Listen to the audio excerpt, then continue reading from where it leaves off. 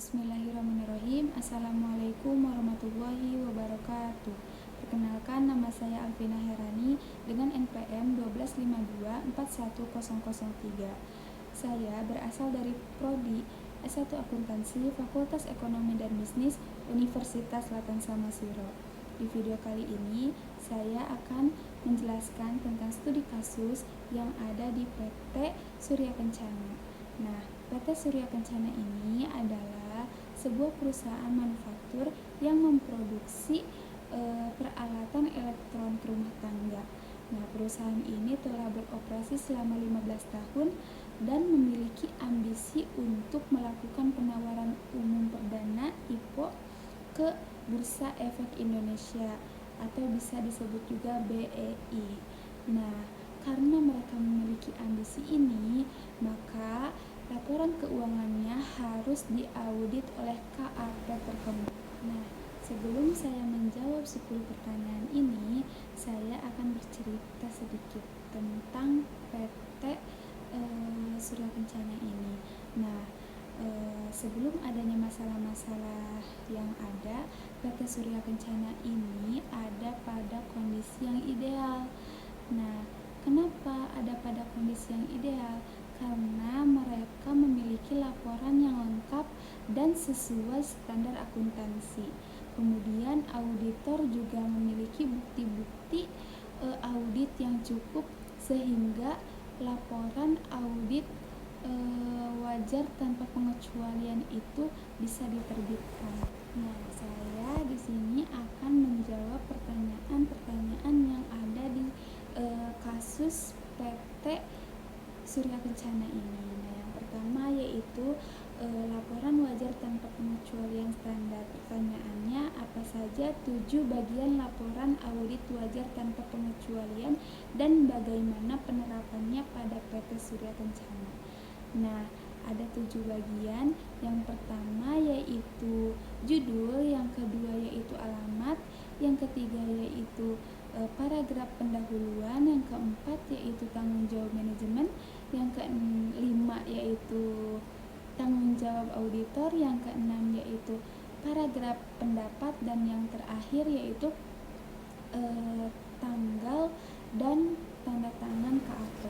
Nah, cara penerapannya pada PT Surya Kencana ini, misal pada PT Surya Kencana, auditor dari KAP Adil dan Rekan akan memberi laporan berjudul laporan auditor independen, misal gitu kan, yang dialamatkan kepada para pemegang saham. Semua tanggung jawab manajemen dan auditor dijelaskan secara standar auditing dan hasilnya berupa opini wajar tanpa pengecualian. Nah, pertanyaan yang kedua yaitu mengapa auditor wajib menilai laporan manajemen atas pengendalian internal?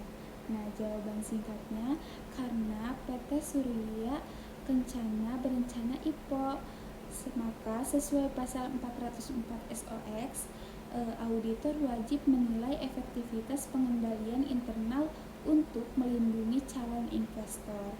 Elemen laporan terpisah mencakup judul, penerima, kemudian pendahuluan, ruang lingkup, definisi, keterbatasan, pendapat, referensi silang, tanda tangan, dan tanggal. Untuk pertanyaan yang ketiga yaitu dari skenario 1 tentang perubahan prinsip akuntansi. Nah, pertanyaannya yaitu bagaimana auditor memodifikasi laporan untuk perubahan metode FIFO ke rata-rata tertimbang. Nah, jawabannya yaitu auditor menambahkan paragraf penjelasan setelah opini, menyatakan bahwa perubahan metode dilakukan dengan alasan yang wajar dan diungkapkan dengan memadai. Tidak ada modifikasi opini karena perubahan ini sesuai standar akuntansi dan konsisten. Untuk pertanyaan yang keempat yaitu tentang keraguan kelangsungan usaha. Nah, pertanyaannya, jenis opini apa sih yang dikeluarkan auditor? Nah, jawaban singkatnya, auditor memberikan opini wajar tanpa pengecualian dengan paragraf penjelasan, paragraf tambahan menjelaskan kerugian operasional, defisiensi modal kerja, dan pembatalan pesanan pelanggan. Nah, opsi lain seperti qualified atau disclaimer secara ini jarang digunakan karena pengungkapannya sudah memadai. Nah, pada pertanyaan yang kelima ada pada di skenario yang ketiga, yaitu keterlibatan auditor lain. Nah, pertanyaannya adalah apa sih alternatif yang tersedia dan mana yang dipilih? Nah, alternatifnya itu ada 3. Yang pertama yaitu mengambil tanggung jawab penuh, yang kedua yaitu opini bersama, dan yang ketiga yaitu menyatakan pembatasan lingkup. Nah, auditor ini mengambil alternatif yang kedua yaitu opini bersama. Karena sebagian audit dilakukan KAP Bintang Mandiri yang bereputasi baik. Paragraf lingkup dan opini dimodifikasi untuk menyebut auditor lain. Pada pertanyaan yang ke-6 ada pada di skenario keempat, yaitu tentang pembatasan lingkup. Nah, pertanyaannya yaitu jenis laporan apa sih yang harus dikeluarkan? Nah, jawabannya yaitu manajemen menolak konfirmasi piutang yang material sehingga auditor tidak mendapat bukti yang cukup. Karena pembatasan ini sangat material dan terpasif, auditor ini memberikan disclaimer of opinion, yaitu menolak memberi pendapat. Nah, untuk pertanyaan yang ke-7 yaitu ada pada skenario yang kelima, yaitu tentang penyimpangan dari GAAP. Nah, pertanyaannya yaitu jika penyimpangan sangat material, opini apa yang dikeluarkan? Nah, jawabannya yaitu PT Surya Kencana mencatat aset tetap dengan nilai revaluasi tanpa penilaian independen. Karena penyimpangan ini signifikan, auditor memberikan opini tidak wajar dan menambahkan paragraf dasar yang menjelaskan penyimpangan tersebut. Nah, pertanyaan yang ke-8 yaitu ada pada skenario ke-6, yaitu tentang kurangnya independensi. Nah, pertanyaannya yaitu apa sih laporan yang dikeluarkan jika auditor tidak independen? Nah, jawabannya yaitu auditor harus menolak memberi pendapat tanpa paragraf ruang lingkup. Laporan singkat hanya menyatakan bahwa auditor tidak independen terhadap PT Surya Kencana itu. Nah, yang ke-9 yaitu proses pengambilan keputusan dan materialitas.